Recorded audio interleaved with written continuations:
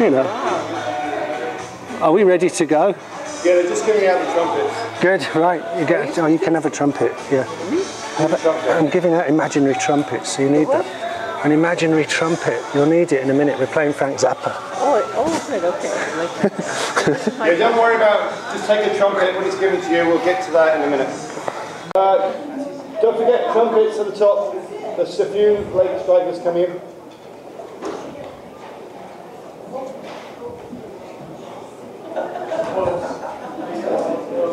Your imaginary trumpet? There's just a couple left. Don't be shy, come forward. What about this? You got your trumpet, just give it a quick blow. Yeah, just get the test again. That's good. Get on again. That was a really good trumpet. Get on again. Yes. Do it again. Do it again. It was good.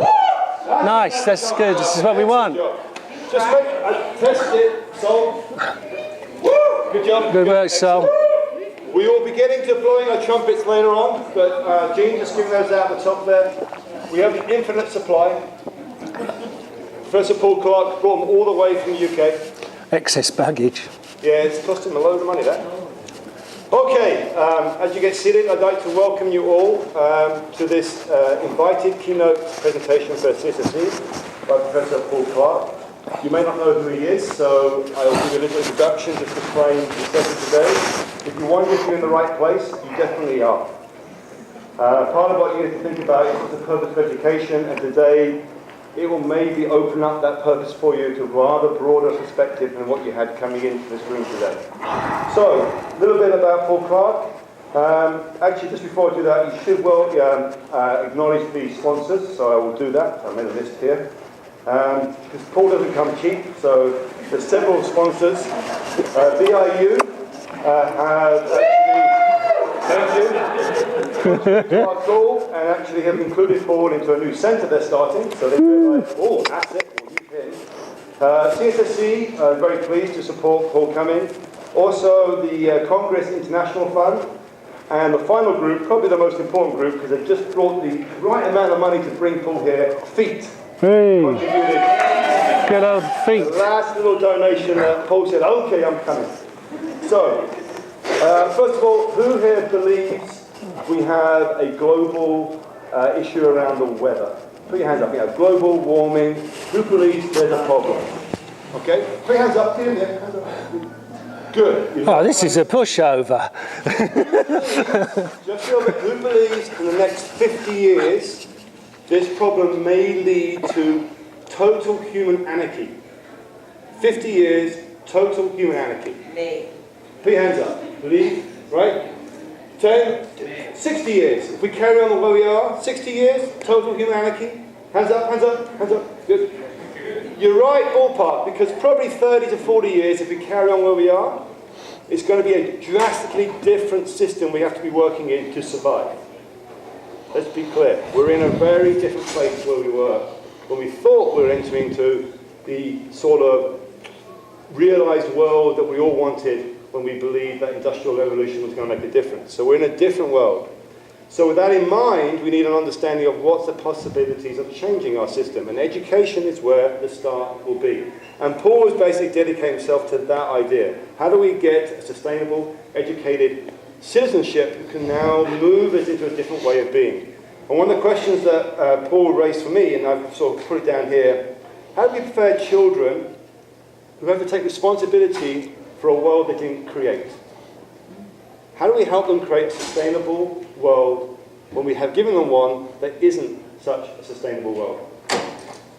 With that in mind, Paul will give us a map towards how potentially we can do that with some concrete examples from his work across the world. Briefly, Paul is a teacher. He first started out his career as a teacher. He then taught in several universities.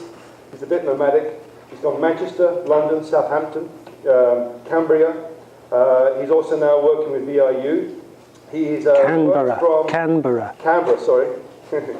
He's a student development of skills improvement and leadership and management programs in many countries.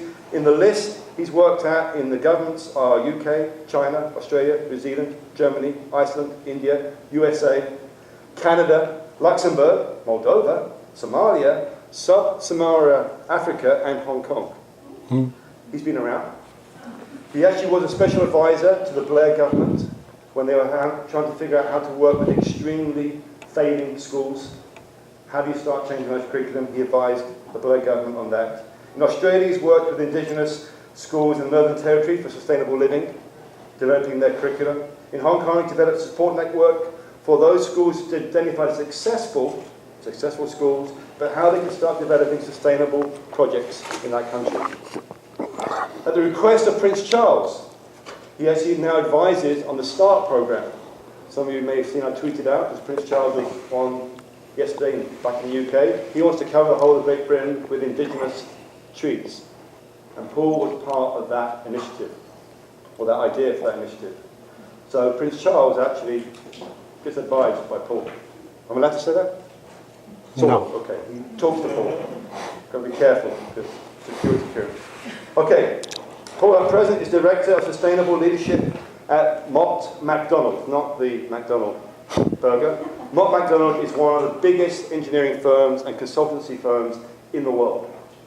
They've actually hired Paul as an advisor for strategic planning. He actually works with the corporation now to try and figure out, because they are trying to figure out how to make a more sustainable world. So we can't sort of say this is bad people. They're actually, we have to work with corporations and they're trying to rethink their way of engaging in the world. And Paul is part of that process. Very much the initiatives around food security, water, energy, waste and well-being. When Kath and I saw him present, with those in mind, we thought, good idea for CSSE. So Paul has also, because he is an academic, published 7 books. The most recent one is by Routledge, Education for Sustainability. He's got more than 50 plus articles, I didn't bother counting them. Has won many awards, and one of the ones, initiative around sustainable development. One that I liked was he won the Football League Community Award, beat Tesco's, which was a really big achievement because he'll tell you about initiative he's done working with Liverpool Football Club. He also has won awards with the Management Consultancy Agency around initiatives around sustainable development. He's in the 2 degrees, it's such a big award. He's shortlisted his new initiative with his group. And also the big one he keeps talking about with Kath and I, the WISE group, the World Innovation Summit for Education. Tomorrow he may find out if they've won a rather large grant, or at least the ability to access a rather large grant. And what I was impressed with, because I don't know about you, but I watched a TED Talk, he's got a TED Talk in the fall.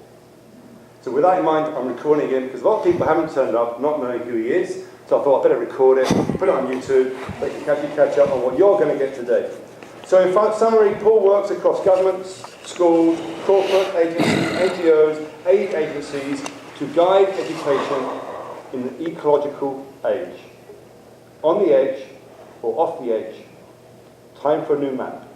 Paul Clarke.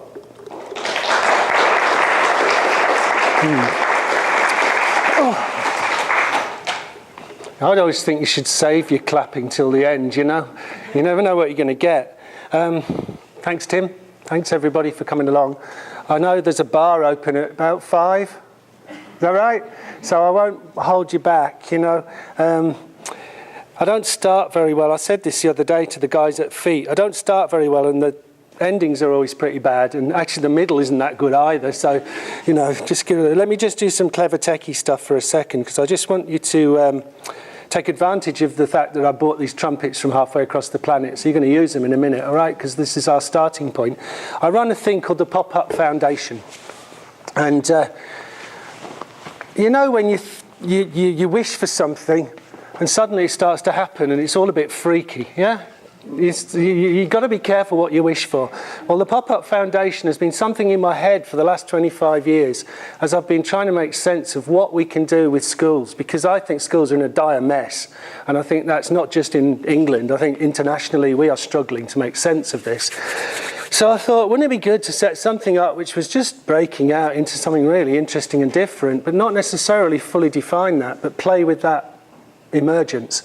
So the foundation started about 18 months ago, and the first part of a foundation, I'm a great fan of Devo, you know the band Devo, and I thought, what would Devo do? Well, Devo would have a corporate anthem. So I thought, right, we'll have a corporate anthem. So this is our corporate anthem that I'm going to play to you.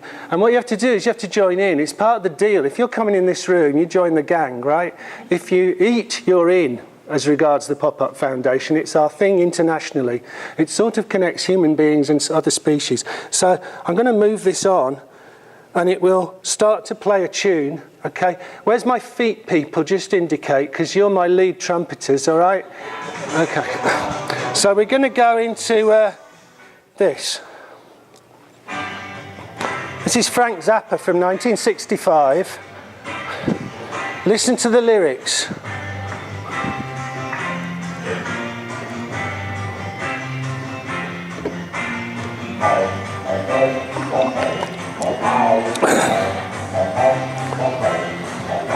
You're probably wondering why I'm here, and so am I, so am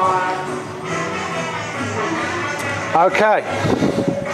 Now, what you're going to do is you're going to play the trumpets, all right? So here you go. You can start again. When they do the da-da-da-da, I'll indicate, all right? Listen.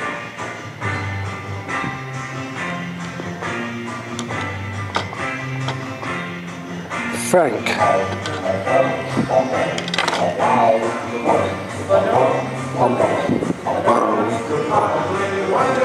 Why I'm here, and so am I, so am I. Trumpets.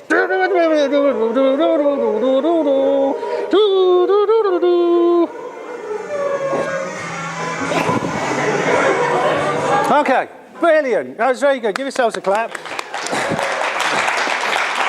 Okay, so one more thing we have to do before we start. We're not outside. Usually if I'm outside, I would touch the ground and eat the earth, because that's what we do everywhere our project goes internationally. So instead we've got water. I'd like to say hello to you all and thank you for coming. I'm very hot because I'm still struggling with pneumonia. So you'll have to bear with me. I've got a mountain of water and Tim's on a runner if necessary to get me some more. So why this? Why this question? Well, the question's quite simple. The theme of the talk is quite simple, really. It's drawn from some work that was done by Jean Ziegler, who's a French journalist, and he wrote a book called Un nouveau pouvoir africain. My French is terrible, so I do apologise. But basically, the book is about Thomas Sankara. Sankara was the president of Burkina Faso in the 1980s and into the early 90s. He was considered by the West as to be a freedom fighter, what would now be called a terrorist. But actually, Sankara was a national hero in Burkina Faso. And if you go to Burkina Faso, even today, you'll hear many people saying what an amazing guy he was in terms of liberating people and creating education as an emancipatory force in their society. And he said the following, which I've taken the last little piece from. You cannot carry out fundamental change without a certain amount of madness. In this case, it comes from nonconformity, the courage to turn your back on the old formulas, the courage to invent the future. It took the mad people of yesterday for us to be able to act with extreme clarity today. I want to be one of those mad people. We must dare to invent the future. That is what we have to do as educators in our society now. We have to dare to invent the future, and that means that we can no longer stick with the old formulas. And there's very good reason for that. The ways in which we're currently looking at the planet, we've got some serious challenges ahead. And the sorts of things that our education system is doing at the moment are simply not creating the type of conditions for the students that are necessary to be able to engage with the rapid change arising from things such as climate change, ice melt, desertification of regions, deforestation, all of the things in a sense which are the essence of life on Earth. We are spoiling our own nest, for want of a better word. So our relationship with the planet over the last 30 or 40 or 50 years, perhaps since the Second World War particularly, has been geared towards a certain form of engagement with resource and with people and with environment which are fundamentally mad and destructive. Okay? These are serious adverts that were put in front of people in the 1950s. And you can imagine, you're setting a scene after a post-war environment, and what do? You pitch it in such a way as people are starting to think these are good ways to behave. Feed your kids Coca-Cola. How soon is too soon? So pushing adverts at young mothers who are, wanting to raise their children and getting these messages through the power of the media to do this in certain sorts of ways. This one about women. Christmas morning, she'll be happier with a Hoover. For the love of God, what on earth was possessing these people? But look at what happens. You watch Mad Men on the television, you can see that way in which people are exploited, women are exploited through the ways in which consumerism operates. And the top one, which is sort of one of my favourites in a really warped way, this is a gun that you can give to kids because it's really safe and it won't go off. It says, absolutely safe, accidental discharge impossible. So we've created a crazy world, which continues to the present day. This is very recently, I was in Hong Kong, and the world's largest plastic duck floated into Hong Kong harbour. It was interesting to see, but you just think, ooh, strange. And in a sense, the physical environment of the cities is we know already at stress levels in many, many parts of the world. Some of those cities are now at the point of complete collapse because of their infrastructure. The sewage system, for example, in Mumbai is currently under complete reconstruction. In fact, the company I work for at times is undertaking that activity. And what they're discovering is that in order to be able to do it, they will have to take down significant parts of the slums. But the slums is where 60% of the people in the city live. So where do they go? So our cities, in a sense, have got to rethink themselves quite significantly. So there's a whole set of relationships going on, which are really, really strange, which need very, very different configuration, both at the societal level, the regional, local level, and the school level, and the family level, perhaps. So in putting this together, you'll have to excuse me, I just scribbled thoughts onto my iPad over the last 18 months as I've been playing around, and this is sort of the next version of it. But these are my terrible writing, so I'll read it as I go along. But I'm going to ask some questions this afternoon, and they're questions that I'd like you to think about and perhaps take away with you as well. What do we see when we see the world around us? When we see a building like this, it's very beautiful, but what does it tell us about our relationship to the outside world, our relationship to each other, our relationship to ideas? So what is this place? What is this place we live in? What is this environment that we call the earth? And then, what is the edge? What are the edges of this which are either in crisis or in transition that we can perhaps use positively to take forward our thinking and start to innovate and experiment and provide pointers to where we might go next? How might we define that? Because I recognise that you guys are into that stuff. You're all academics and you know how to sort of do the measurements and the metrics and stuff like that. And there's a definition of this that's important because what we're trying to do is, in a sense, provide a rubric by which we can talk to this agenda in lots and lots of different environments and to a certain extent share and create a narrative around this transitional debate. So some framing technology, if you like.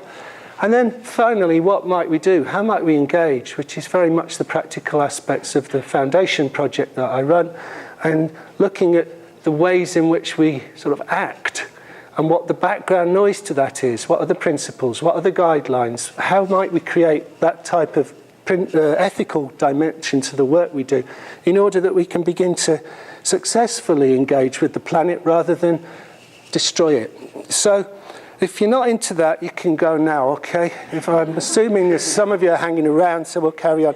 By the way, the pictures, most of this talk is pictures. There's good reason for that. Pictures for me are a great way of pitching things that I can't explain. So if you don't know what I'm on about, look at the pictures. This is a picture from a friend of mine who drew it it's in the region of Uluru in central Australia.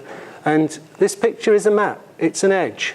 It's a set of connections between the water holes in a massive part of the desert around what used to be called Ayers Rock, which is now the sacred site Uluru.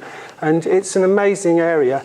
And effectively, it's a topology. They're looking, over the years, the tribal group there have managed to understand the landscape in such a way as they're not just seeing it as a flat landscape. They're engaging with it in multiple dimensions, one of which is the capability, the imagination to step above and look down and see that as a visualization. So this is a map of that region.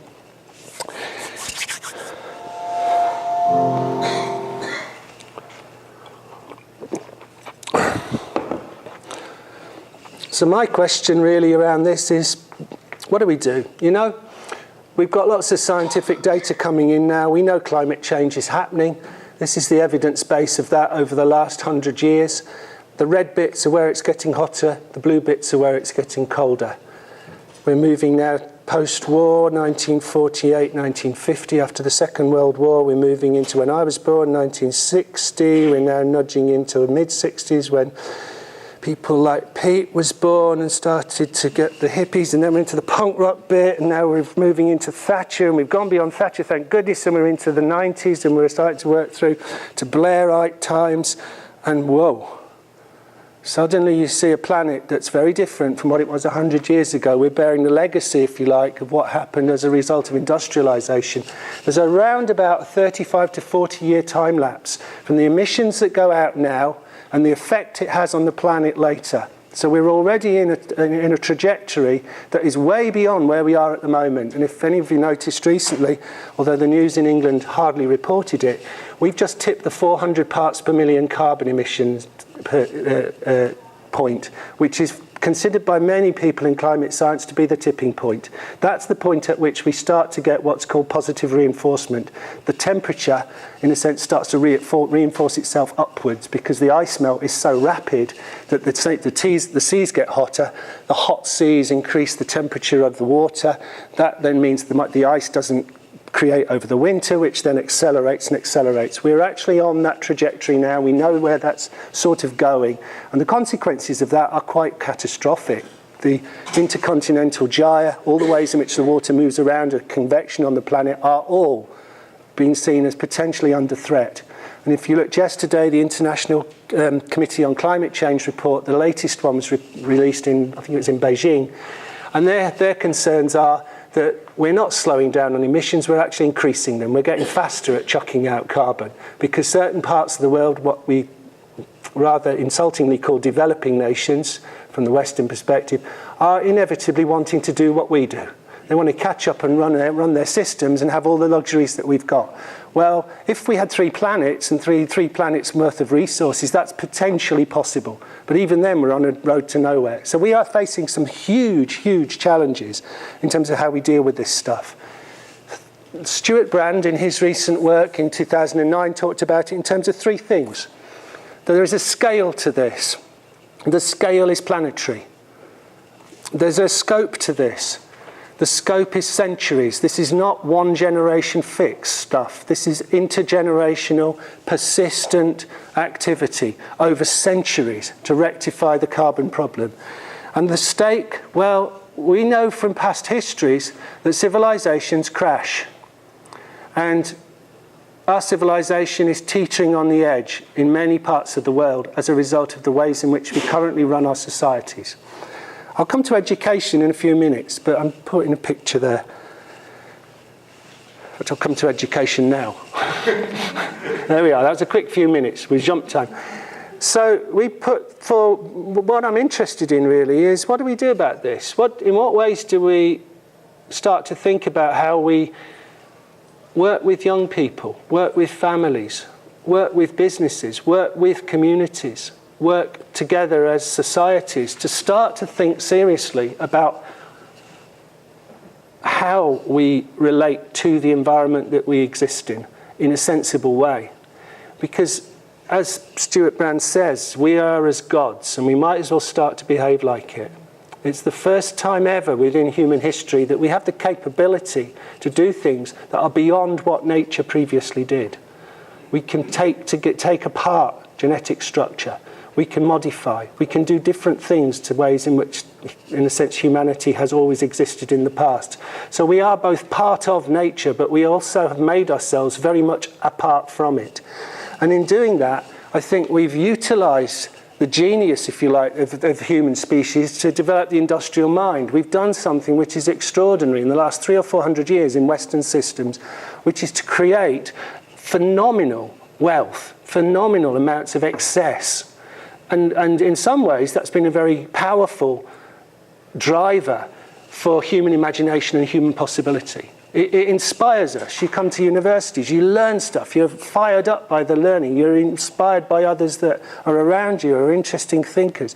But at the same time, we've lost one of the basic lessons about what we are as a being, which is that we do not function simply in a linear system. We work within broader, interconnected systems, and that our ways of learning are consequently rather old-fashioned, almost, perhaps we could call it. They're not necessarily in keeping with the times that we now face. So my interest really is, what's the leadership metaphors that tells us? This is a part of the Lantau Island, Hong Kong permaculture site that's one of our bases for some of our work. We use that site to illustrate the ways in which nature operates. We do very little with it. We just go into that space and say, what is this place? What is this? How do we engage with this? Rather than thinking that this sort of way of learning and schooling and formalizing is necessarily going to provide us with the solutions to enable us to move to what many want to describe as the sustainable future. I think we need to think about it perhaps as a form of sustainable retreat rather than development, and we have to think about it perhaps also in terms of a sustainable present, because many people around the world are already suffering the consequences of a completely unsustainable set of systems. So there is an urgency to this that is really quite significant. It isn't just the case that we can leave it for the next generation to deal with it. We have to, in a sense, act ourselves, as Schumacher said. So, just one or two more bits around context, and then I'll move on to some other stories. Louis Pasteur, I like people who tell stories on their deathbeds, because they're going to say something reasonably profound, one would hope, And this is Pasteur's comment, and I thought, it's a good one. I don't know who Bernard is, but the pathogen is nothing. He spent his life looking at the pathogen. The pathogen is nothing. The terrain is everything. I think that's right. I think that the terrain is really what we have to start to pay attention to. What is this place? And in a sense, on days like this, why on earth are we in here? We could be outside. We could be using nature to actually tell this story a lot better. Fortunately, the other day, although some of you missed it, we were with Tim down in Mystic Vale. Sounds like a Van Morrison song. We were down in Mystic Vale and we walked down that valley, and I'll show you some stuff about it later. But that whole sense of learning in the environments within which we want to get the messages from is something that we're very, very interested in our work. To try and build that terrain into the mindset of everybody around us. I'll just turn the sound off on this. This is the back garden of my house last year. Last year in Yorkshire, we suffered the worst floods we've had pretty much for the last century. That's the third year in a row we've had significant water problems on the valleys. And this is a tiny little brook usually, and it became a raging torrent which then flooded the entire valley, caused thousands and thousands of pounds worth of damage, and effectively washed away a lot of the soil and the fertile soil around us. But what we notice are that there's certain patterns emerging. These are abiotic factors. There are things to do with microclimate, atmosphere, biosphere, lithosphere. And so we begin to engage with this and understand this in different types of ways according to how we want to see it. And if we see it simply as something out there that's not in our frame of reference for trying to make sense of, we miss the fact that the lesson here is that this is a significant, powerful, and in a sense, intelligent system which we can begin to learn from. And if we move the industrial mind to the ecological, what we begin to then be able to appreciate as many of the new industries, the emerging industries like biodiversity studies, biotech, those types of programs of activity which are looking at nature and building and mimicking from it, so the biomimicry studies and things like this, are starting to use that as the metaphor by which we progress, the metaphor that we draw upon in order to inform what we do next. So we can understand this landscape. We can look at it in terms of the shapes, the flow, the shade, the light, the microclimates, and you can do that in considerable detail according to the lens you're using. So you can go on what E.O. Wilson at Yale calls the Magellan-like trip around a tree for the rest of your life, according to what level of intensity you investigate it. You can look at the mycelium, you could look at the climate relationship, you could look at the sap movements. So there's a whole set of incredible relationships But more often than not, when I go into schools, do I see any of that? No, I don't. What we see is classrooms trying to teach things about how stamens work on plants without ever going outside to be in those places. So there's a lack of connection, a lack of there's a great disconnect, if you like. So those relationships around air, water, rock, plants, the fundamentals of the planet are, in a sense, one of the pointers that we could perhaps consider in terms of how do we bring that into our daily lives as educators? How do we start to use that to guide and inform some of the things we might do with people? Because what they provide us with is a system, and they provide us with a system which has been trialled and tested over millennia, not just over 200 or 300 years. This is something that's been going on for billions of years. And in a sense, nature has piloted and repiloted and trialled and failed and realigned over that time. We may just find ourselves as another one of those failed trials if we're not careful. So the question I've got is, what is this place? How do we engage with it? How do we start to perhaps build some intelligence into our actions collectively to begin to understand and use this as our core educational process? So the edges become really, really important, because those are the bits in nature where you've got interface between two things which create turbulence, which create the opportunities for things to shift, for things to move. Obviously, the metaphors are easy. We can look at nature and get the edge metaphor really, really simply. Look at the one on the top there. That's it's near Paige Fisher's house where I stayed earlier in the week. This isn't a mojito, but I wish it was. It would be nice. It's just lemon juice. So you've got an edge there. Water and rock. It flows in and out. It's moving. The consequences of that edge create different ways in which that landscape works over time. You've got an edge, which is where the land hits the sky, but it's not necessarily a hard edge. It's atomic. It's in a sense, it's quantum. These things are all one thing. So what we have to start to look at is, what do these relationships do as we engage with them and understand them and then use them in our own places? You've got the relationship with the flora and fauna. Again, it's a different type of edge, but it's equally interesting because you could spend a lot of time just playing on a beach to learn an awful lot about how we could live on the planet. So we've been using those sorts of things to explore what it is to get the critical understanding, if you like, and the filtering processes that are required in order to be able to really learn powerfully from the natural places, to take those natural metaphors. So the edges give us loads of opportunities to see that. It doesn't matter where you live. You could be in the jungle, you could be in Parabong in one of our projects in northern Uganda, you could be in central Hong Kong, you could be in New York. Everywhere has edges, and everywhere has the possibility of succession. Those things are laden with time and space. So as we see them at the moment is not what they will be like in the future. So that type of building where we completely deny and eradicate nature, birds can't even plant themselves on that except on the very, very top.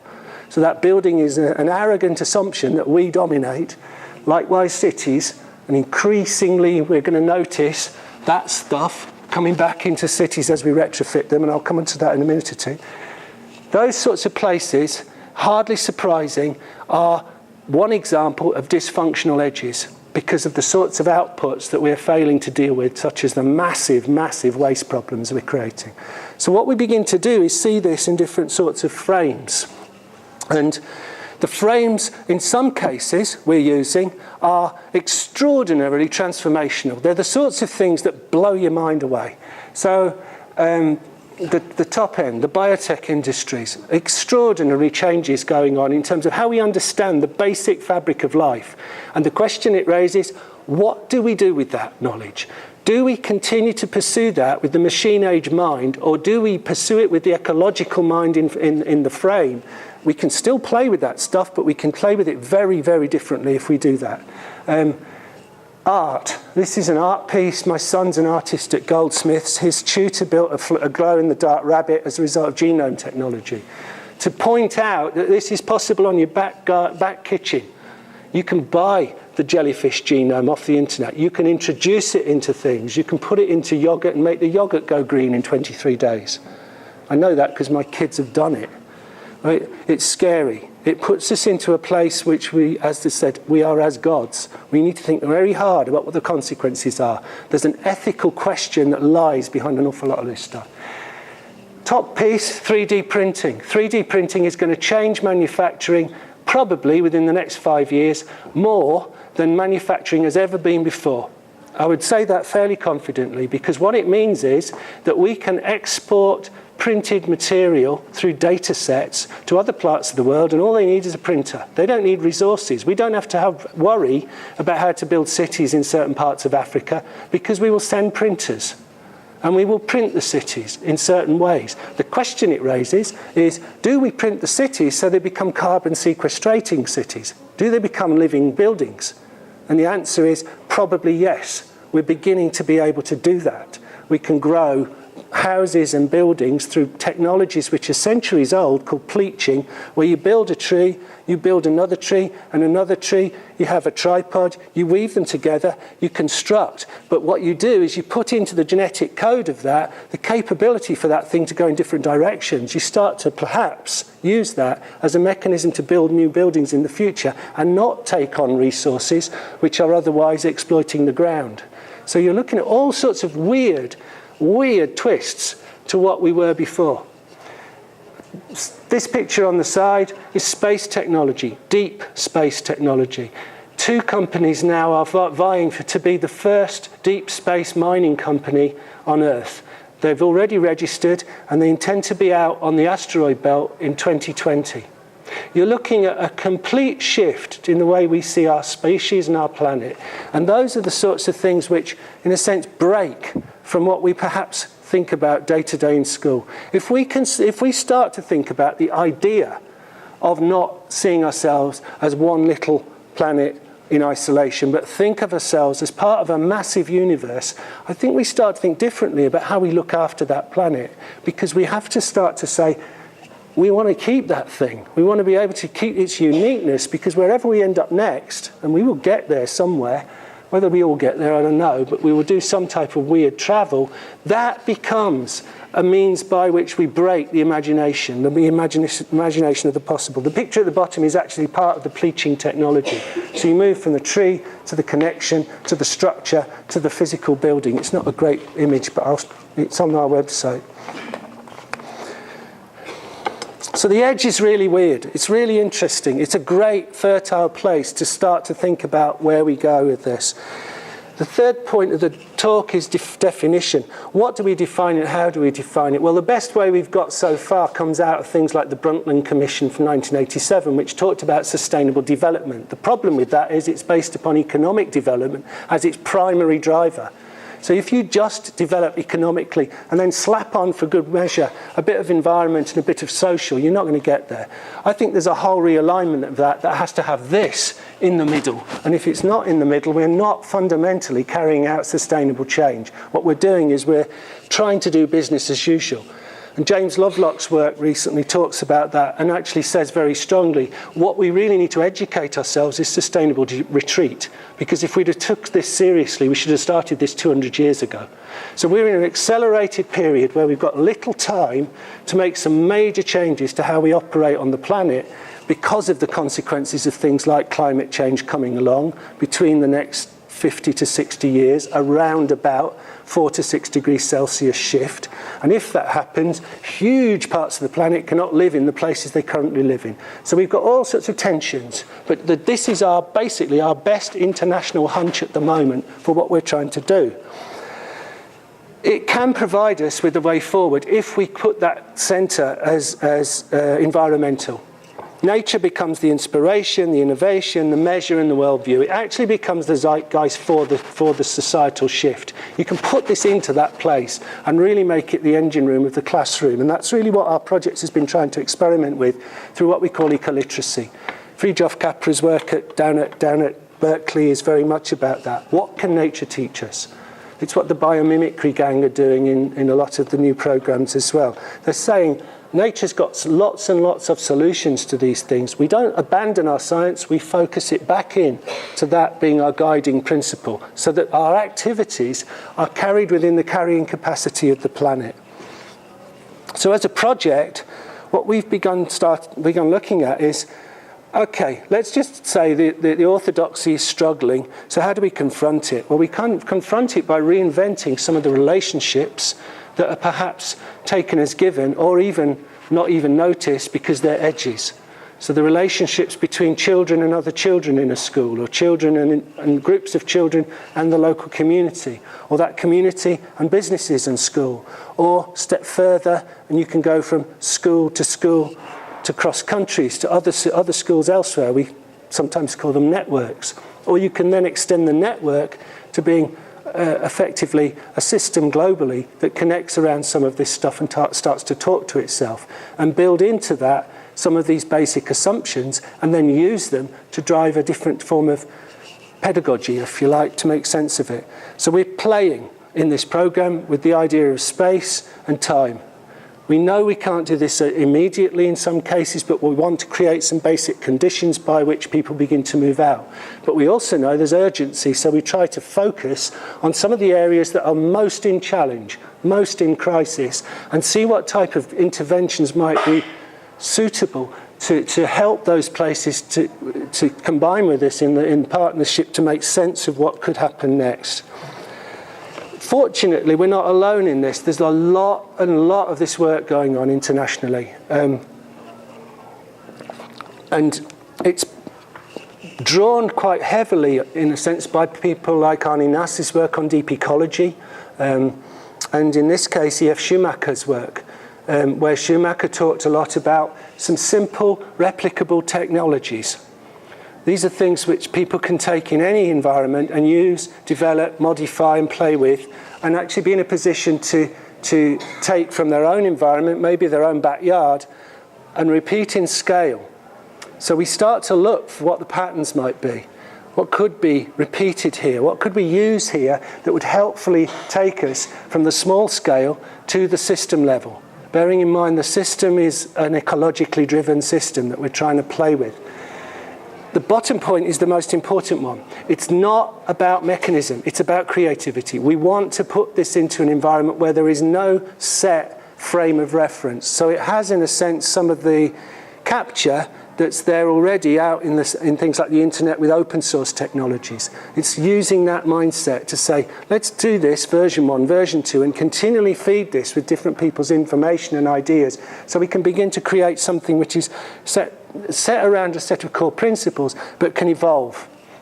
And the second resource that we draw very heavily on is permaculture. Permaculture is a system that's been knocking around for about the last 40 years. Bill Mollison and David Holmgren were the sort of originators of it.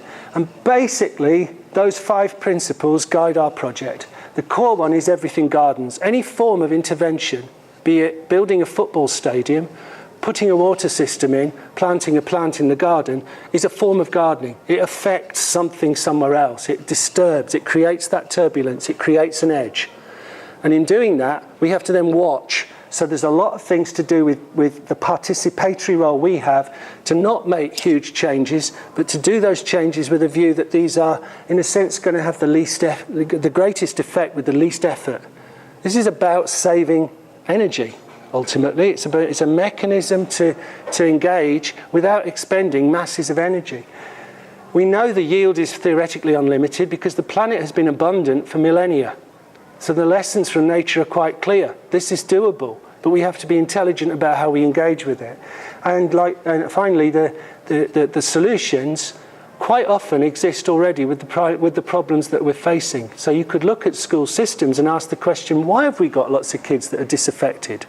Well, it might not be because the curriculum isn't suited to them in the school. It might be that the whole idea of school for those children is totally inappropriate. And you look at that film at the beginning with my friend Aaron. Aaron used to live in our back garden most of the time in a teepee. His parents kicked him out when he was a kid, and he didn't want to go to school, and he didn't want to live in a house. And so I taught him how to weld. And as a result of teaching him how to weld, he started building bicycles, and he started jumping about on his bike. And bit by bit, he became extremely competent at doing this, and he builds brilliant bikes. He used to live at Quadra and live on Quadra Island and made bikes for Naked Bikes. Anyway, he went off and he jumped around America and he won the national championships the first year he did it. You know, we can do extraordinary stuff, but we need to have the opportunity to do it and not be framed in by what we think is the best way to do it. And unfortunately, our schools are based around that industrial mind. They are still doing much of the same stuff. You know, this is not my favourite way of educating or being involved. You know, this is like a monologue, and it's terrifying, right? So everything gardens. There's an edge. This is a terrible edge. You know, we need to play with those things. So, okay, so I'm going to jump on. This is Carlo. Oops. House interview, and we're here at Staminas Community School near Ladysmith, British Columbia, on the Staminas First Nation territory. And you see behind me here our garden, and so we've got a number of things growing here: corn and zucchini and potatoes and broccoli. And you can see behind me further, we have the natural ecosystem that's around here. So we've been working with our students, showing them a little bit about how we can grow conventional crops, and also getting out with our elders and with different community members and print resources, and learning more about the native species that grow wild around here that we can also use for different purposes like medicines and food. So that's what we've been up to here in Staminas. Okay, that was last week with Carlo, and Carlo's working on, Carlo is an edge. He's an indication of a teacher that's breaking from the school day to day. He gets those kids into that environment, not just the close confinement of this. He's taking them in there, and he's working with them in there an awful lot. And they're doing their science and their maths and all those other stuff, but they're doing it in a much, much more integrated way. They're starting to actually experience the physicality of nature. They're starting to understand the connections between these different things. They're starting to see the patterns of what happens if you have a shady area and a dry area, or a wet area, or a clouded part of the woods, or a dense piece of the woods. You know, those sorts of relationships then become the things that become their design frame through which they perhaps do things that relate to the human world. So you can see how this starts to step change. Now, we needed a methodology.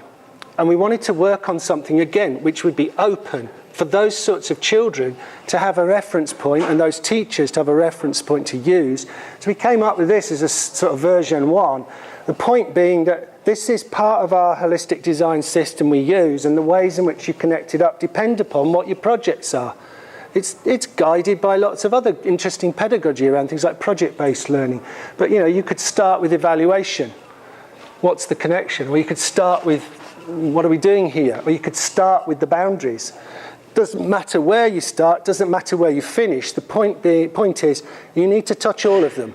You need that connection we've discovered over time to play out all of these territories. So we work with children on this to say, well, what's the pattern you're using in your investigations which relate to the natural systems you're observing and using and bringing into your own work? So there's a tension between the idea of a fixed, solid, predefined curriculum and something which is in a sense completely and utterly open. We don't know what direction those children take, but what we trust them to do is to use it as the starting point and converse around it. So version 1 becomes a frame of reference like narrative 1. And then other children do a different version around the same project, and what you do is you bump those two things together, you create an interesting edge, and you use it to think, okay, how do we revise this? What could you do to improve it? So you build peer review systems in. So it's very simple technology to do it, but it just shifts the emphasis away from the idea of a core content into something quite different as a set of, I suppose, eco-literacy capabilities that we're trying to make sense of. And that's why we think that, you know, the social, cultural, political stuff of the schools is almost like, you know, you can treat it as an artifice. It's one way in which we could do this, which we happen to be schooled into. But it is not the only way. And we know that because other places around the world do it differently, and they play it differently. Often Indigenous communities do not do education like this. They are in those places. So there's plenty of ways in which we can draw back and look at those sorts of environments as part of the guidance of what we could do next. So playing with the rules, playing with the structures becomes a critical piece of the way the program functions, and in a sense busts the convention of what it is. I'm going to jump off that. I'll come back to that later about place. So we set the foundation up, and what we said was, well, what are we doing? Well, what we're doing is we're planting ideas. We're trying to get people into this. Sorry, this shouldn't be doing that.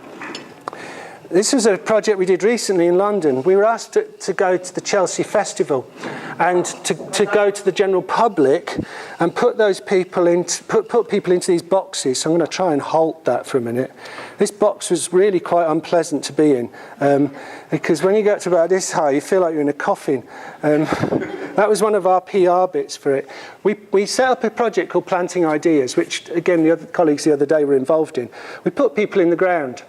And the ideas are the things that they share between each other around sustainable living. And we wanted it to be beyond school, but also within school. So we play with it between a number of schools and at this event, a big public event, the Chelsea Fringe Festival, which runs alongside the Chelsea Festival.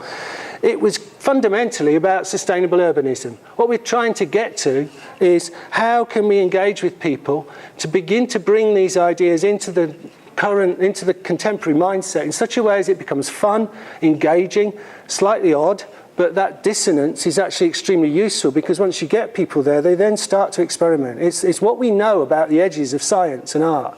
You break through into new things because you put people into that cognitive dissonance stuff. You guys are good at that, you Vygotsky and stuff and all that. I don't know much about it. But the gist of it is we're doing that not just on an individual level, we're doing that systemically. We have to. We have to, in effect, do this as a massive, massive change to the way we go about our education at the moment. So retrofitting cities, rethinking the city for a sustainably urban place is, in a sense, a shift of consciousness. It's a mass consciousness, mass transit to a different way of working. And it isn't going to happen out of the existing frames. We know that because otherwise we'd have done it already. You know, we're not doing it in the ways that are possible. So what we're interested in is how do you do that transition? How do you use that brilliance of nature and build it into the fabric of our cities so it becomes a way that places breathe and live and operate? Very easy, comes the answer. We just have to look at it different. So instead of having things like stormwater runoff into the sea, we capture the water and we bring it back in. We use it to cool the cities. We change the way we build the buildings. Lots of great examples. You know, Hong Kong is starting to paint its buildings white again. It didn't used to do it. It reflects it bungs the heat, reflects the sun out better. So you're not getting such hot places. Whereas the glass buildings absorb loads more heat. So they become a lot more hotter. So they've got loads more air conditioning. You know, these things are not they're simple solutions. You can then repeat the patterns into lots of other things to do with the way we think as well as what we build. So you can start to see how it starts to play a role in the ways in which we make sense of everything. And that becomes quite a nice way of thinking about the metaphor of the project that we're doing now. I'm going to come to that very soon. The frame is understood. The speeds of change are absolutely vital, but also perishable. So we don't know what will happen at what time frames.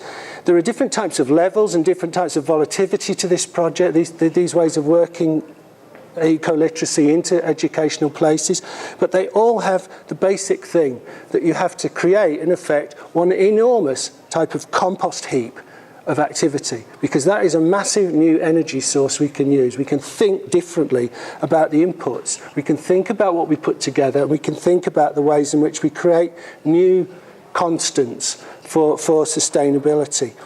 I'm going to jump to some examples. So this is the Planting Ideas project. This is something we've got schools taking on all over the world at the moment as part of their conversation about sustainable steps forward.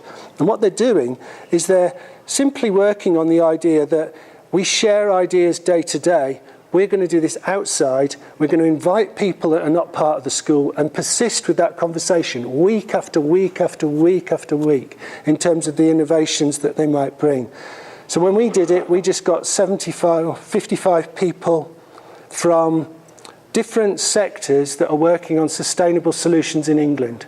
They all got together, and then through the day, they were planted in these wooden planters, and about 1,000 people came through. We ran a Twitter campaign, we stuck it on Facebook, we hit about 10,000 people. We got it in the national newspapers, you hit another 1 million, 2 million. You start to see how you seed on the programs. This came from a group of 10-year-old children working with us on a hack to say, how would you talk to lots of people about sustainability? So a group of 6 or 7 kids created something that went right out And there's multiple ways in which that can happen. This is on our website, so I won't show you all of it, but the idea is that we weave through this as a journey, as a film, and what we're interested in is, what are these relationships? What are these people doing here? What are they taking away? What are they developing as a result of those connections? And there's just some lovely examples of that as this project's evolved and came here the other day, where the evolution of it from one place to another somewhat reflects the ways people come with their own baggage, but it also is their engagement in the environments that they're in alongside others. So it almost creates its own little energy. It's a very interesting way of thinking about how we might share ideas that break from where we've perhaps been before. I'm going to jump because I'm running rapidly out of time, I think, because as usual I'm going to talk too much at the beginning. Couple of things on this bit. DNA, Digital Nature Archive, came about because the guys in the Northern Territories were very worried about transfer of knowledge from one generation to the next and recognised that the elders had nowhere to pass the knowledge to because the guys my age were most of the time too drunk. And that overlap, that intergenerational handover, wasn't being carried on responsibly. So what they asked us to do was to think about ways in which we could begin to try and capture, using modern technologies, some of the knowledge base which has been around for millennia. Now, it's not by any means perfect. We've got a long, long way to go on this.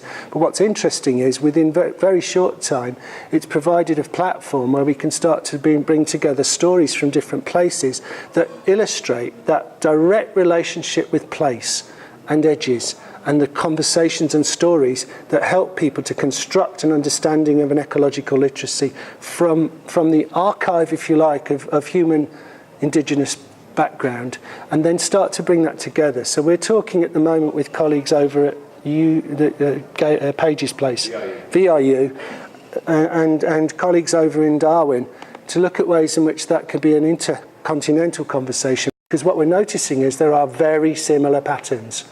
No surprise, perhaps. It's how we relate to the natural environment. The farm project is a simple project looking at energy, food, water, waste and well-being, the 5 core things that we need in order to survive on the planet. And in every one of the projects we do it, we only have one farm, by the way. There's only one pop-up farm and everybody's a farmer in it.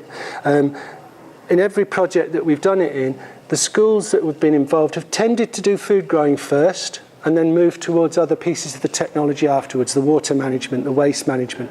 But they get there very quickly because they see you can't do the food growing without having decent soil, so you want compost. Your compost has to be moist in order to be able to do what it does, so you begin to join the dots really quickly. That becomes a piece of their technology and their work. And we started with some of the most challenging places. This is in Gulu, this is the welcome song of these children. This is one class in Gulu where we're working with the schools in northern Uganda. And the reason we went there was it was a war zone for 20 years. There was no intergenerational passing on because all the adults are dead. And most of these kids are orphans. And we thought, well, wouldn't it be good to go somewhere where you can actually engage with the community and work with them, but actually do something productive with education that actually saves lives instead of just doing the usual jump in, jump out type project. So we've been working over there for about 5 years. And that engagement has provided us with some very clear insights into what this means. That relationship, the bio-atmos-lithos-hydro relationship, those fundamental building blocks, is vital in rehabilitating the most damaged edges, the most damaged places. But the consciousness, the craft, the interdependence and the technologies around togetherness that come from it, that those children are starting to experience, are really transformational. That school is now at a point 2 years down the road where it's food secure. When we first went there, those children were eating they were eating sticks off the side of the trees. Okay, so I'd like to ask one of you, what's the best thing about the Farmers Club? Best thing in the Farmers Club, we learn how to plant crops, we learn how to plant crops in good methods, like practicing agroforestry. Wow. We plant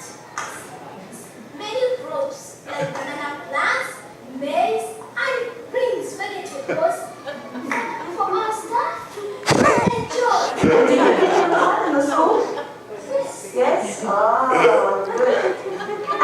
Yes?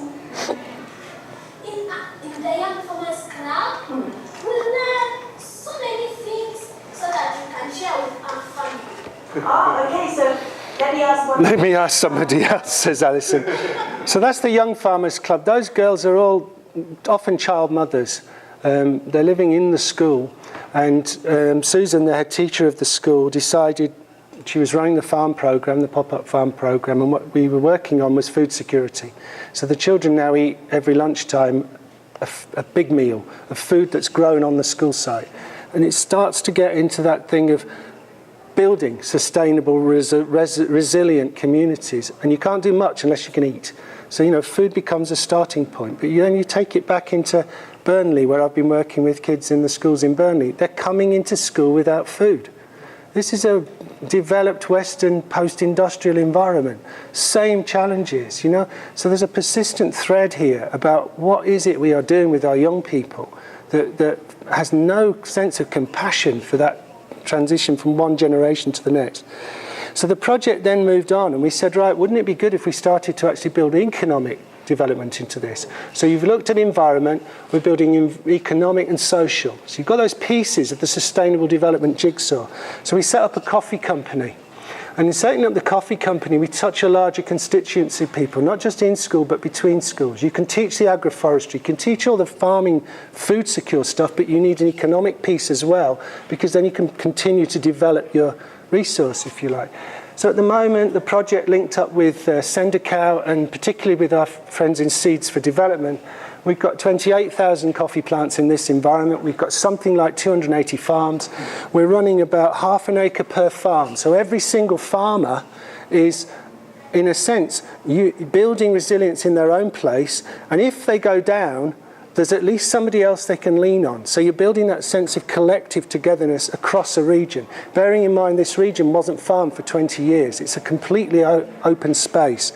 The knock-on effect into families and things is enormous, because what you're giving them, in a sense, is hope. And that starts to get people thinking differently about their relationship to each other, particularly. And that's primarily why we're there in the programme to start with, because of the relationship to war, but also because of their relationship to nature. They're starting to see that nature will provide for them if they work with it properly, if they've got the right type of principles to adopt inside of it. The children in Burnley then proceeded to engage with this as a community. So there's 46 primary schools working on the pop-up farm in Burnley. And we said to them, we set them a challenge and said, okay, we've got an organisation that believes in creativity, opportunity, freedom, fairness, ethics and excellence. Seeds have done a lot of work on that in Africa, in that particular part of Uganda. At a team level, they're looking at building courage, building optimism, looking at the ways in which we can focus on what we're trying to do, but make it fun, make it engaging. And then at the individual level, how do we make it open and caring, so that the fabric of this is around building a resilient, sustainable community. And the children in Burnley said, wouldn't it be good if we got this out to really big audiences, not just run a coffee shop to sell the coffee, but sold it somewhere where there's lots of people. So they went to Burnley Football Club and got a deal with Burnley Football Club, and every week this film goes onto the screen at Burnley during the matches and is shown to thousands of people to tell a little bit more of the story through the season. So you can see how a coffee shop becomes an outreach mechanism, and then the kids made this as their film. So they get fired up on the Arabica beans. And Chris, the deputy head teacher here, has been amazing in bringing these kids together and saying, right, there's a direct relationship between what you're doing in your life, in your choices, and what these kids somewhere else have. So that sense of an interconnected system. They may never see these children, but they link together through different routes and different pathways that are simply around trade, effectively, but ethical trade. They're learning the fabric of where we need to go next to create a really robust, sustainable economy. There's another little story about that, about Noel Gallagher, but I haven't got time to tell you. But basically, we put it on at the match, and it's got Noel Gallagher's music. Okay, so Noel Gallagher's agent was there, which was a bit of a mistake because we didn't realise, and so we had to write to him and say, can we use it? And he said, yeah, go on. the children are doing things like ethical studies of the coffee. So the kids in Burnley devised a mechanism to create pop-up points. What they do is they look at the coffee that you can buy off the shelves, they look at the labelling, and they ask the question, okay, where's it grown? Who grows it? Is it organic? Is it fair trade? And they give it some points. And what they then do is they're starting to become intelligent consumers, driven within some different frames of reference. They're just saying, we'll get the cheapest thing. So they're starting to have conversations about what it is to be part of this activity. And so we said, well, wouldn't it be interesting if we did it internationally and got the conversation happening on every bit of the planet? So we're setting up at the moment these things called C4SL, Centre for Sustainable Innovation and Learning. And the idea is that we're hacking sustainability. We're starting to get this notion of building documentation place by place. So version 1, version 2, version 3. Designing things with that principle behind it on everything they do. So every part of the work that goes on in the school is driven by that design model. Creating prototypes which others can trial in other places. So you build it, you put it on the web, you build a wiki. Doing rapid builds. If we know how to build a plotting shed, which is our theme centre point for our project based on energy, food, water, waste and well-being. Version 1 is this, and I'll show you one in a minute.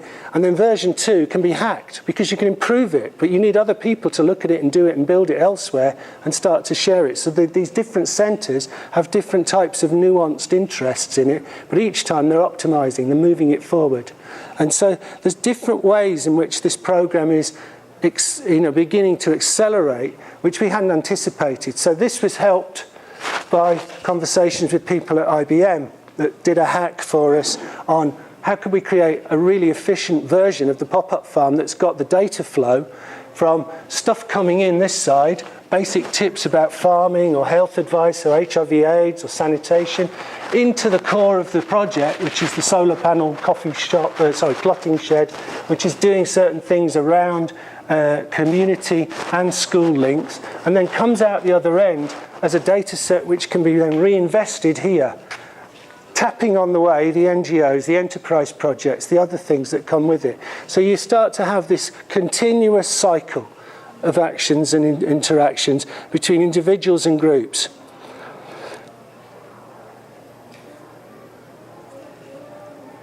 Oh yeah.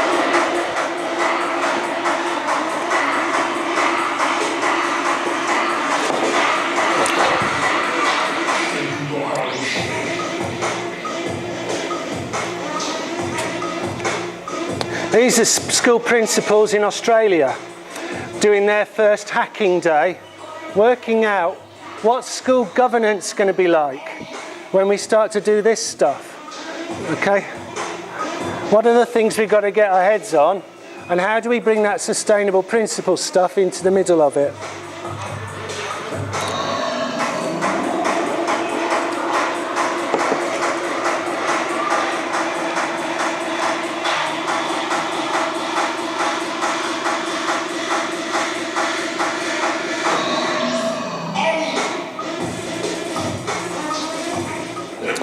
They're not the guys that we would normally expect to be jumping around in that sort of way, to be honest. It's not a group that, when they sent me that, it wasn't what I'd expected at all.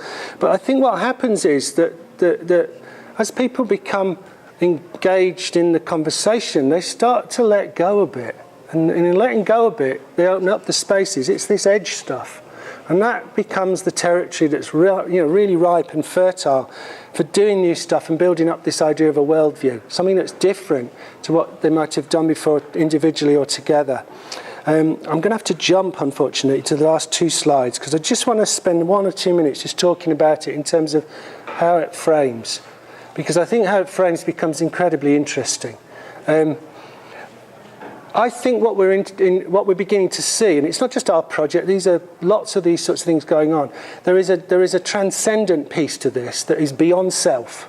That people are starting to do this stuff, knowing that they might not have any particular personal interest in it, but it seems to be the right thing to do. And you go to different parts of the world and people are in it. There's urban gardeners, there's community food production, there's localism, there's slow food. Now those don't happen by accident. That is a suggestion that there's something going on that's embedded in the psyche of us that's saying we need to do this differently. We need some pointers and some ways forward. It goes from the individual. It starts to get into the engagement with nature, which builds up this sort of emergent consciousness that gives us a different way, perhaps, by which we would look at what we normally do. And having the different lens suddenly gives you the mental space to play. But you won't do it on your own.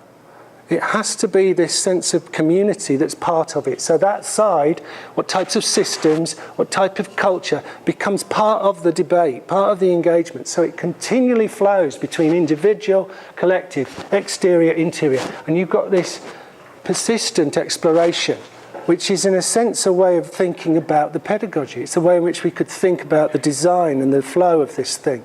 It's very early stages, and I'd love your thoughts on it in terms of how to join up some of this more coherently. But the hunch is that that's the sort of thing that's beginning to happen. The evidence on the ground suggests it's very doable and that we can step forward. But there's one or two other little bits that we've got to have. We have to get compassion into this and love. We've got to do this with a mindset that says that industrial thing that we've all got very cynical about, that says people are expendable and you can exploit one over another, that is no longer the way we can go forward. We've got to do this very differently. And that's a major change. It's an individual and a collective change to how we think about society. And it's very easy to push over that. But if you don't have that, you end up in utterly desolate places that don't care about the environments they're in, that don't care about each other, and fundamentally become completely anomic, utterly desolate. And there's some of the stories from the Ugandans that we know about that would just be, I don't even want to repeat them in this environment, but they are truly terrifying, what happens to human beings when they end up in that space. So this is critical.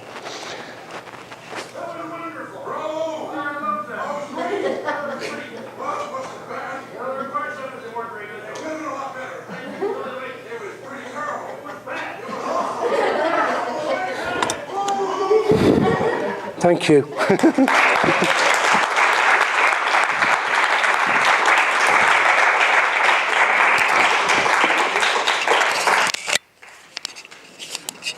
Thank you, Paul. As people have to leave, we understand, but if anybody would like to ask any questions,